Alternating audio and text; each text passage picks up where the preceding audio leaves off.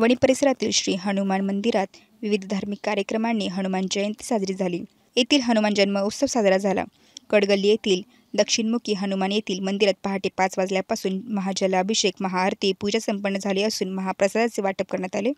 श्री हनुमान सेवा समितीतर्फे पुरणपोळी व आमरसाचे महाप्रसादाचे वाटप झाले। येथील देवी चौकातील हनुमान मंदिरात 23 वर्षापासून महारुद्र हनुमान सेवा समितीतर्फे हनुमान जयंती उत्सव होतो। हनुमान मंदिराचे काम सुरू असल्याने त्याच ठिकाणी प्रतिमा ठेवून पूजा करण्यात आली। जगदंबा देवी मंदिर चौकातील इमारतीवर सुमारे 40 फुटांचे पवनपुत्र हनुमानाच्या प्रतिमांचा भव्य बॅनर लावण्यात आला। सकाळी हनुमान जन्म उत्सव व आरती झाल्यानंतर हनुमान मंदिरात व जगदंबा माता मंदिरात नैवेद्य दाखवल्यानंतर संपूर्ण शहरातून भक्तांनी महाप्रसादाचा लाभ घेतला। आजपासून वणी जगदंबा माता यात्रा सुरू होते। दर्शनास आलेल्या भाविकांनी लाभ घेतला। कार्यक्रमाच्या आयोजनाबाबत महारुद्र हनुमान सेवा समितीचे सतीश जाधव यांनी माहिती दिली। तसेच शहरातील विविध भागात हनुमान जन्म उत्सव साजरा झाला।